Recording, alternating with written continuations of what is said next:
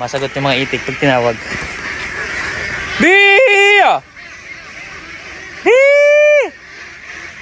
May iba nakawala. May nakawala na naman. Buti dito lang din sila sa sakop ko. Sakop natin na area. Ayun, nandun sa unahan. Nakita ko rin na mga itik. Makain ng azola.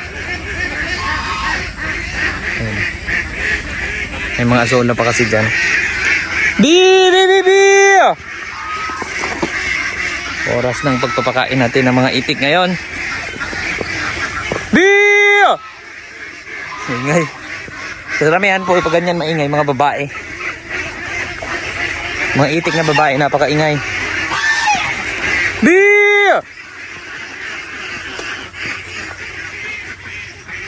Pasukin ko muna yung mga nakawala. La area. Itong kagkungan. Pero ito naman sakop pa sa atin kaya okay lang. Ito marami po kasi mga asola dito. Yan. Ilalim ng kangkungan. Dati kasing asola pan to. Ay naging kangkungan na, napabayaan na. Yan na. Uli! Yan, pinapauwi ko sila. Uli!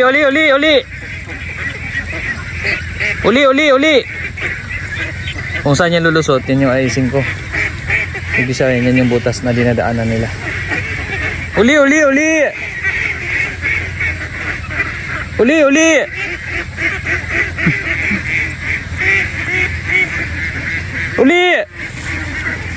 May harvest na naman pala ang okra dito. Sulod! Bisaya kasi itong itik namin. Gabi ni Bisaya ko. Sanay sila, kinakausap ko silang Bisaya. Oh, sulod!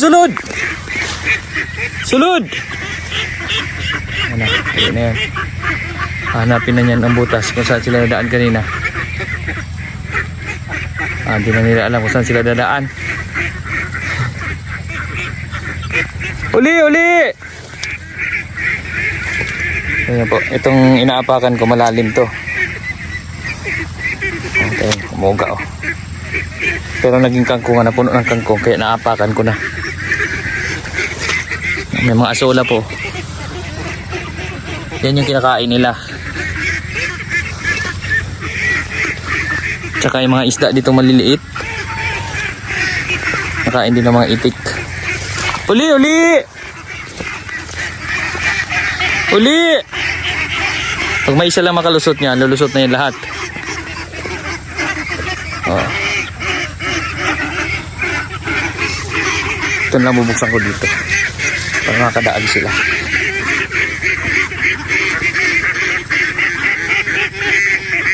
Tatakbo na oh. Uli!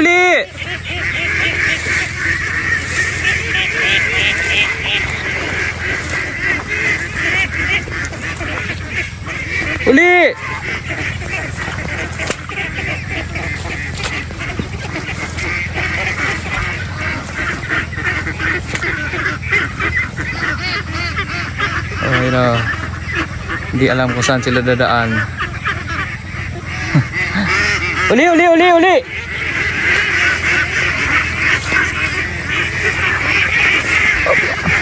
Kamay sa loob ang ingay na. Naggutom na rin yun.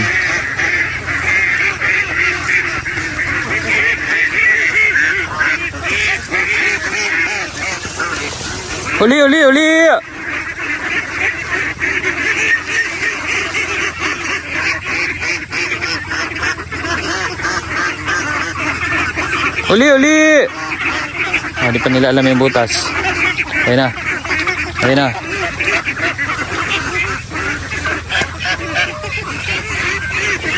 na. Okay. Pasok na lahat. Ayun na, mga pasaway na mga mababait. Yung kasama nila, gutom na, nag-aantay na doon. So tara, pakain muna tayo. Tara. Diyan na tayo dito at magpakain na tayo. Pasok po dito. Yung gansa, nandyan sa ilalim ng shade na yan. Nilagyan yung shade para di sila mainitan. Hello!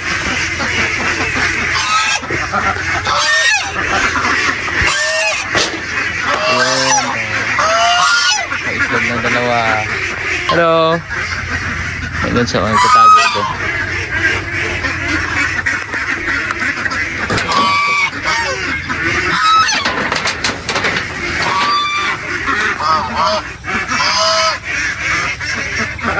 Ngayon po ay mag-ready muna tayo pakain ng mga itik. Yan. So ibang itik, nandito ito yung mga nangingitlog na. Ito yung mga kaunti lamang at sila yung mga nangingitlog na ng mga alaga natin dito. Pero padalawa pa lang, ngayon dalawa pa lang. Harvest natin. Dito naman, yan yung pinapakain natin ng darak.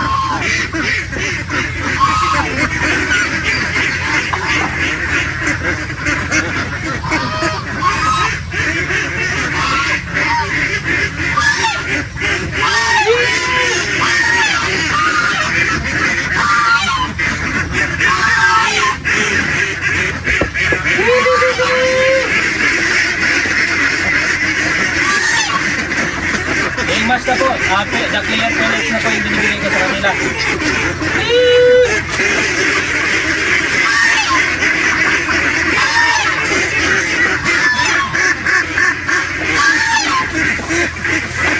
Yung darak at mais naman para dun sa mga itik na namin.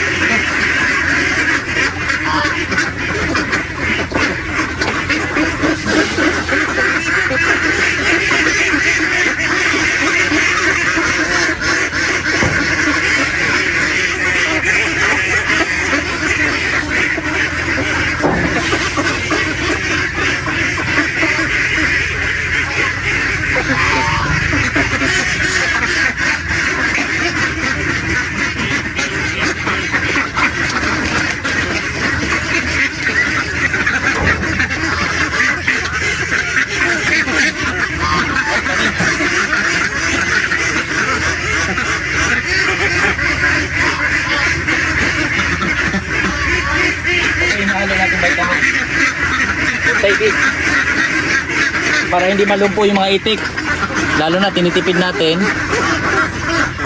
So ayan po,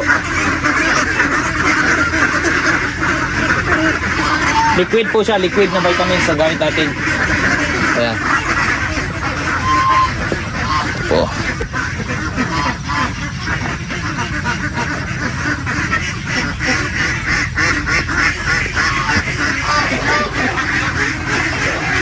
Darak at mais, yellow corn.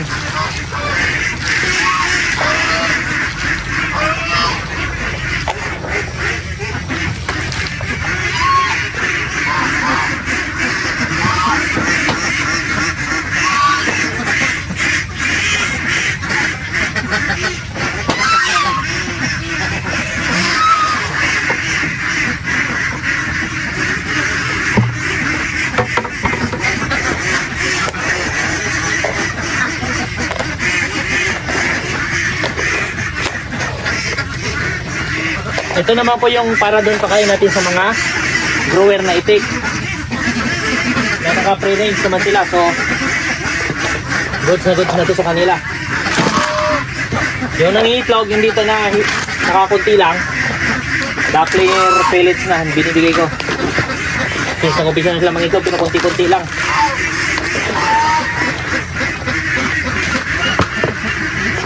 Pero pansin ko, mabagal na kumain itong mga nandito.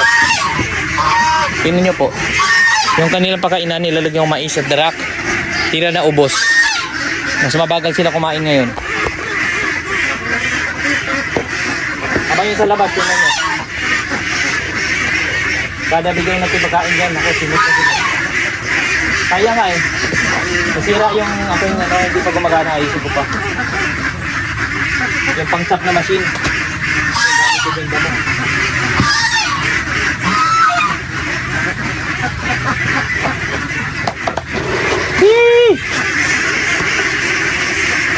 Doon muna tayo.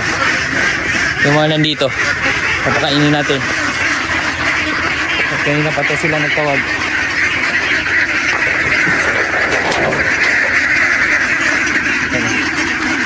Kanina pa yan.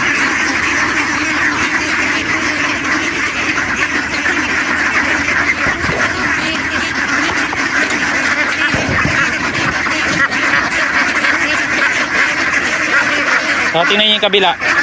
Pag-alis ko, tsaka lang lumabas, oh. Oh, naglabasan na, kumakain. Yung iba pala hindi pa. Yee! Oh. Ilang. Di! Oh, nalumpo yung isa kahapon. Ito yung naipit sa net, oh. Sugatan kasi yan. Pero magaling din naman ang kusa yan.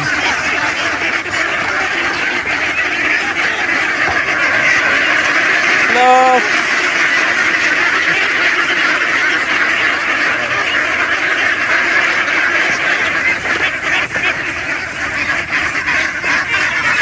Yan, nakakatuwa na.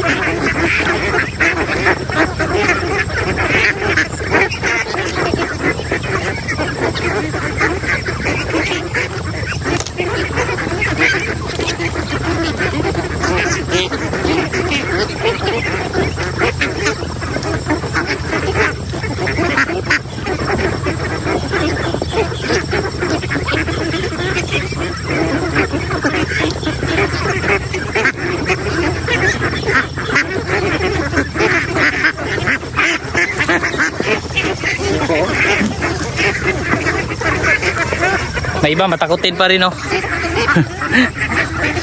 Pero iba talagang dumog kung dumog pag kumain, eh. Ito yung nalumpo kahapon kasi naipit sa net. Sinubukan niya lumabas. Kaya na ano siya, pumulupot. O, babae pa naman to.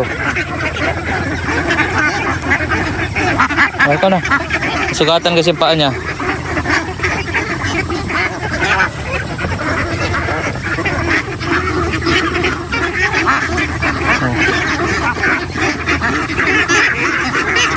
Ayan, takbo naman. Ayan, nakakatakbo naman siya.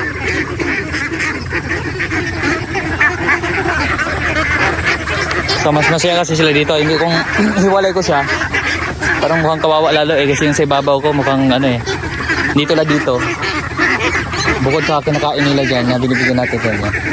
Patas nga kumain, nandiyan na sa mga damo-damo. Kasi may mga gumagalaw din ng mga insect, kinakain din nila. Tapos ang maganda pa dito, maraming tubigan. Tapos yung tubig naman dito, okay din kasi galing sa bukal. Agos, wala doon sa bukal. Kalakas kumain. Ayan, oh. So ito yung project natin na dati di ko nga lubos akalain na magkaroon tayo na ganito kadaming itik. Kasi dati ang kuan ko lang incubate lang, tapos wala man ako na kuan doon sa incubate. Yun lang na iwan yung nandun kanina, yung nag-umpisa na mga itlog. Namili ako sisiw, so ito na yun. Kung nagsisiw ako dito, dumami sila. So paalala lang natin na sa mga di nakanood ng mga nauna kong video, iniiwasan na natin silang nandun lang. Kaya nilambat namin ito, medyo malawak. Mas masaya sila dito. Napansin ko hindi na namamatayan. Dito lang dati, nung nandun lang sila, nakapiit lang sila doon, na puro putikan lang, puro lupa. Nakakasakit. Pero nung inopen na namin dito, mas maliliksi sila. At saka hindi na nagkakasakit, hindi na namamatayan. Bihirang-bihira.